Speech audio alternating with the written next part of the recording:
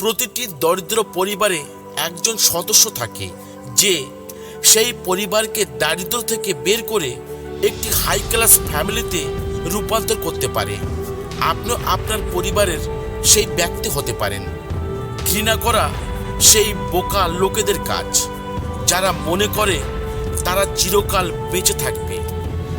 আপনি কতটা দুঃখী, আপনি কতটা বিষণ্ণ, কতটা ভেঙে পড়েছেন তা কারোর কাছে কিছু যায় আসে না। অতএব আপনার কাজ এটিই হওয়া উচিত যে আপনি কোনো অবস্থাতেই আপনার কাজ ছেড়ে দেবেন না। জীবনটা একটা 2 চাকার সাইকেলের মতো। ব্যালেন্স ততক্ষণ পর্যন্ত থাকবে যতক্ষণ পর্যন্ত আপনি চলতে থাকবেন। যতই আপনি কথা কম বলবেন ততই আপনার কথাগুলো প্রভাবশালী হতে শুরু করবে। আপনি কারো দয়া এবং অনুগ্রহের উপর ভিত্তি করে বেশি দিন সুখী জীবনযাপন করতে পারবেন না। তাই এটির আশা না করে আপনার মতো করে জীবনযাপন চালিয়ে যান। প্রতিবার তর্ক করাই একমাত্র অপশন নয়। আপনি চাইলে সরাসরি এটাও বলতে পারেন যে আমি এর সাথে একমত নই।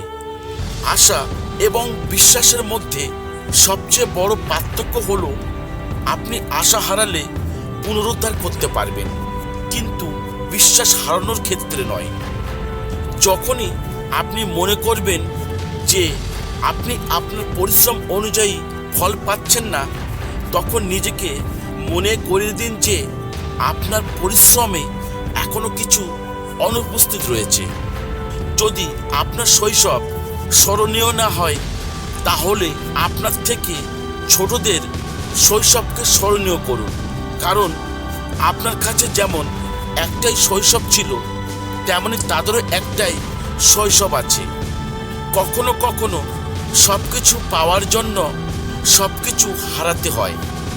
যারা ঘৃণা করে তাদের জন্য জীবন খুবই ছোট। তাই ঘৃণা না করে নিজের কাজে মনোনিবেশ করা অনেক গুণ ভালো।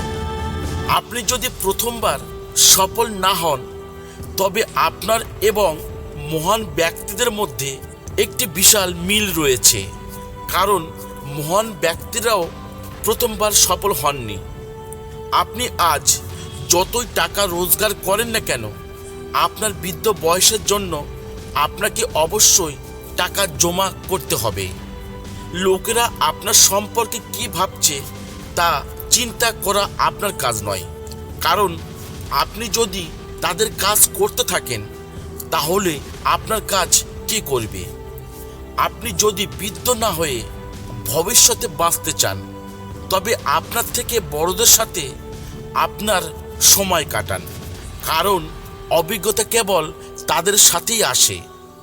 আপনার সুখের মালিক একমাত্র আপনি নিজেই। মানুষ তার নিজের ভুলের বেলায় আইনজীবী হয়ে যায়, কিন্তু অন্যের ভুলের বেলায় বিচারক হয়ে যায়। ক্ষমা করতে শিখুন। কেবল যারা সঠিক তারাই ক্ষমা করতে পারে। আর আপনার নিজের সঠিকটা ক্ষমা না করে ভুল ধরতে যাবেন না। কোনো বোকা মানুষের মধ্যে কখনো দোষ খুঁজবেন না, কারণ আপনি যদি তা করেন তাহলে সে আপনাকে ঘৃণা করবে। কিন্তু আপনি যদি কোনো বুদ্ধিমান ব্যক্তির মধ্যে দোষ খুঁজে পান, তবে সে আপনাকে ঘৃণা না করে ধন্যবাদ দেবেন। অনেক সময় এমন মনে হয় আপনি হেরে যাচ্ছেন, কিন্তু বাস্তবে আপনি সেই সময় সফলতার কতটা কাছাকাছি তা বুঝতে পারেন না। এই পৃথিবীর সবচেয়ে সুন্দর জিনিস দেখা বা স্পর্শ করা যায় না, তাদের কেবল অনুভব করা যায়। আপনি যদি একজন ব্যক্তির আসল রূপ জানতে চান, তবে তাকে একটাই কথা বলুন যে আমি এই মুহূর্তে সমস্যায় আছি। কেউ একা একা উদাস হয়ে যায়, আবার কেউ একা থাকে। এর মানে এই হলো, এই পৃথিবীতে 4 জন মানুষ আপনাকে শেষ অবধি অনুসরণ করবে যতক্ষণ আপনি মারা যাবেন। পুরো জীবনটাই কাটিয়ে দিলাম এই ভেবে যে এই কাজ করলে 4 জন কি বলবে। ওই কাজ না করলে চারজন কি বলবে। কিন্তু যখন মারা গিয়েছিলাম তখন আমি বুঝতে পেরেছিলাম যে চারজন লোকে কেবল রাম রাম সত্যের নাম বলতে পারে। তুমি মাথা নত করলে যদি কোনো সম্পর্ক বেঁচে যায় তবে মাথা নত করো, কিন্তু প্রতিবারই মাথা নত করতে হবে কোনো ভুল ছাড়া। তবে ভাই থেমে যাও।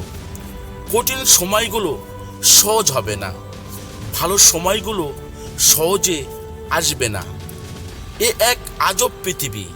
পাথরের ষাঁড়কে পূজা করা হয় এবং জিন্দা ষাঁড়কে লাঠি দিয়ে মারা হয়। একটা সময় ছিল যখন ছোটবেলায় সানডেতে খুব স্বস্তি বোধ করতাম, আর এখন মনে হচ্ছে তাতেও ভেজাল হয়ে গেছে। কাশ কিছু সময় হতো তাদের কাছে যাদের কাছে সম্পর্ক তো আছে, কিন্তু সম্পর্কের জন্য সময় নেই। এই পৃথিবীতে আয়না হলো একমাত্র বন্ধু যে কখনো হাসবে না যদি আপনি কাঁদেন। নিচে পড়ে গেলে সেটা লজ্জার ব্যাপার নয়, বরং লজ্জা তো তখন লাগে যখন পড়ে গিয়েও উঠবেন না। যোদ্ধা শুধুমাত্র যারা জয়ী তাদের কথা বলে না, যারা যুদ্ধ করে তাদেরই যোদ্ধা বলা হয়। লোকেরা যদি আপনাকে বোকা বলে ডাকে তবে আপনি ভাগ্যবান, কারণ আপনি বিনামূল্যে নিজেকে উন্নত করার সুযোগ পাবেন। আপনি হয়তো বুঝতে পেরেছেন যে আপনার সমস্ত দরজা বন্ধ, কিন্তু আপনি জানেন না যে একই সময়ে আরও কত দরজা খোলা আছে। আপনার যদি সেই কাজগুলি করার জন্য সময় না থাকে যা সঠিক, অন্তত সেই সব কাজ করবেন না যা ভুল। বিশ্রাম নেওয়া এবং কিছু সময় ছুটি নেওয়া একটি বিকল্প অপশন হতে পারে, কিন্তু নতজানু হয়ে পরাজয় মেনে নেওয়া বিকল্প হতে পারে না। জীবনে এই দুটো শব্দকে আপনি যদি সঠিক সময়ে শিখে নেন তবে আপনি কখনোই আফসোস করবেন না। প্রথমটি ইয়েস এবং দ্বিতীয়টি নো। স্বপ্নকে সত্যি করার প্রথম ধাপ হলো স্বপ্ন দেখা। জীবন অনেক সহজ হয়ে যাবে আপনি যদি ক্ষমা করতে এবং ক্ষমা চাইতে উভয় শিখে যান। লোকেরা যদি আপনার লক্ষ্য নিয়ে না হাসে তার মানে আপনার লক্ষ্য খুব ছোট।